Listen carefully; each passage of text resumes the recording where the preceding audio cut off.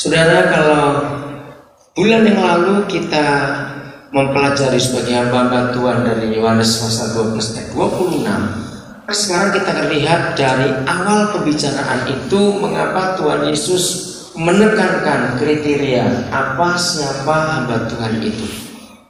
Nah, sekarang kita akan melihat apa yang Tuhan harapkan, yang Tuhan rindukan, yang Tuhan inginkan dari kita sebagai pelayan-pelayannya. Terus terang saudara, dengan berjalannya waktu, kita tahu bahwa penyimpangan, penyelewengan dalam gereja Tuhan itu makin hari itu makin besar, makin mengerikan. Nah, kita harus melihat itu. Untuk itu penting sekali, sangat perlu sekali dalam kehidupan kita sebagai gereja Tuhan, sebagai hamba-hamba Tuhan. Kita tahu betul ke arah mana kita harus melangkah, kita harus dibawa. Ada dua ayat pendahuluan yang saya ingin berikan kepada saudara. Pertama, Matius 11. Supaya kita tidak salah sebagai gereja Tuhan pada akhir zaman ini. Matius pasal yang ke-11, ayat yang ke-12. Dua ayat ini sering diperdebatkan di dalam masalah terjemahan, masalah perbedaan. Nah, di antara beberapa rekan yang ngerti bahasa asli, ngerti bahasa Inggris, bahasa yang lain, saya berkata begini, kita harus mempercayai setiap terjemah Alkitab di masing-masing negara, di masing-masing bahasa. Pasti Tuhan beri otoritas. Karena memang ada kontroversi, ada perbedaan terjemah. Tapi saya lebih percaya, sudah, apa yang Roh Kudus ilhamkan dan urapi para penerjemah di negara itu, yang pasti Tuhan punya maksud untuk gereja di negara itu. Karena sampai hari ini dua ayat yang kita akan lihat bersama-sama itu yang sangat bertentangan di banyak teolog. Ya, tapi kita lihat ini. Sejak tampilnya Yohanes Pembaptis hingga sekarang, kerajaan surga diapakan saudara? Diserong. Nah, ini kata negatif sekali. Diserong, diselewengkan. Dan orang yang menyerongnya, orang yang menyelewengkannya, nggak main-main, mencoba menguasai. Kalau kita mau jujur, kita menemukan kebenaran ini. Sekarang ini sedikit orang yang dipakai Tuhan.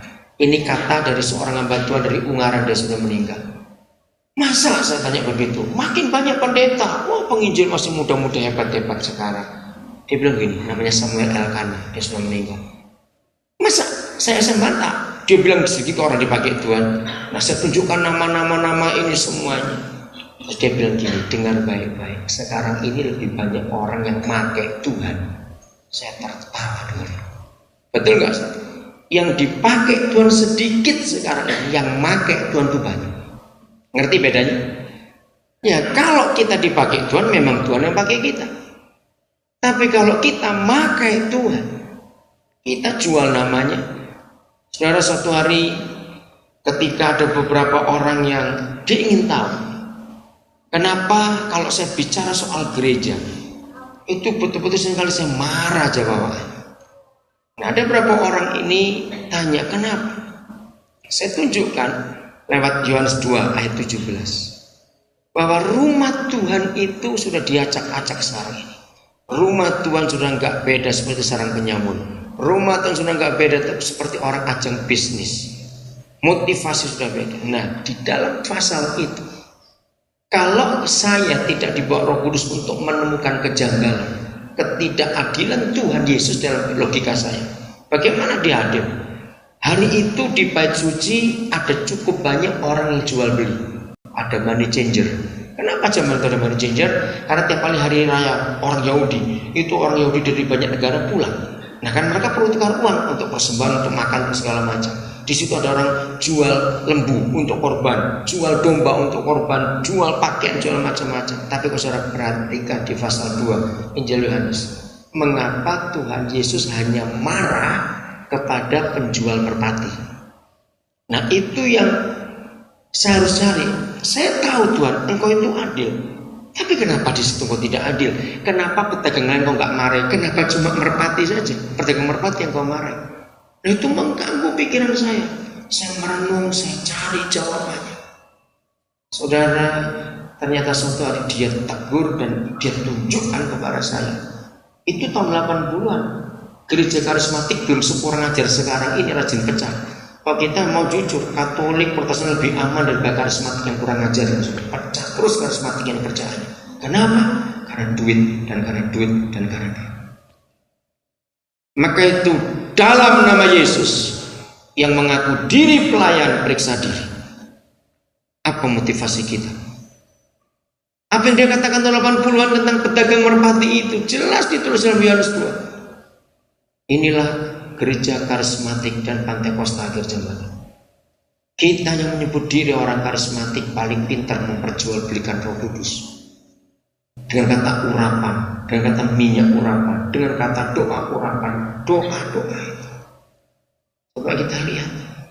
Nah, bagaimana Tuhan gak marah gerejanya diobok-obok seperti ini. Maka itu para pelayan terus periksa motivasi kita untuk apa kita pelayan. Dengan kata-kata sederhana tadi, siapa memakai siapa sekarang ini? Kita dipakai Tuhan atau Tuhan yang kita pakai? Kita harus rajin ngecek terus. Maka itu tolong penting saya berkata, seleksi betul untuk menerima full timer akhir zaman ini. Begitu gampang orang ingin full time. Karena memang enak, suara sembunyi di balik pelayan itu enak, nggak bayar pajak, nggak ngurus apa-apa. Siapa yang nggak suka? Mau dapat duit terus. Pikirkan itu. Nah, inilah penyerongan akhir zaman sejak tampilnya Yohanes Pembaptis. Lalu Lukas 16 ayat 16 menemukan kebenaran ini. Hukum Taurat dan kitab para nabi berlaku sampai kepada zaman Yohanes. Dan sejak waktu itu kerajaan Tuhan diberitakan. Bagus. Sejak Yohanes tampil, maka hukum Taurat dan penubuatan para nabi tentang persembahan korban itu berakhir. Lalu mulai ada pemberitaan baru, namanya zaman perjanjian baru. Nah, sejak hari itu kerajaan Tuhan diberitakan. Tapi lihat, dan setiap orang menggagainya, rebut memasukinya. Bertahun-tahun saya mencari terus kebenaran ini. Kok kata-katanya jelek, menggagai. Tapi kalimat berikutnya kok bagus, berebut memasukinya. Nah, ini kontroversi penerjemahan itu. Saya berkata kepada semua orang-orang itu, sudahlah, pokoknya yang di bahasa Indonesia terus urapi dan pasti ada maksud Tuhan untuk itu. Saudara bayangkan kata menggagai itu kan artinya memperkosa kalau bahasa Indonesia. Coba bayangkan. Maka itu kalau para pelayan kita tidak rajin-rajin periksa diri kita, renungkan ini supaya kita nggak salah di hadapan Tuhan.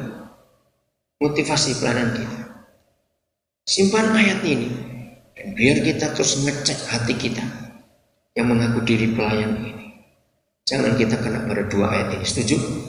Karena ini menakutkan sekali. Sekarang Yohanes 12. Apa yang sesungguhnya Tuhan harapkan dari kita sebagai rekan sekerjanya, sebagai saudaranya di dalam pekerjaan? Apa yang diharapkan? Yohanes 12 ayat yang ke-20. Di antara mereka yang berangkat untuk beribadah pada hari raya itu, lain di tradisi Yahudi. Ada orang Yahudi, wah berbondong-bondong dari banyak negara mereka datang kumpul di Yerusalem. Untung saudara, Tuhan Yesus sudah mengizinkan tabut suci dihancurkan pada tahun 70 Masehi ketika Jenderal Titus dari Roma masuk ke Yerusalem. Karena kalau tidak, berarti kita harus setiap tahun itu ke Yerusalem untuk menyembah Tuhan di sana. Wih, rapatnya kayak apa itu? Kita bersyukur untuk itu. Di antara mereka yang berangkat untuk beribadah pada hari raya itu, terdapat beberapa orang Yunani. Ya, maka itu mereka perlu uang, tukar uang juga karena uangnya beda. Orang-orang itu pergi kepada Filipus. Biasa, mumpung ke Yerusalem karena mereka sudah dengar tentang Yesus Tuhan itu.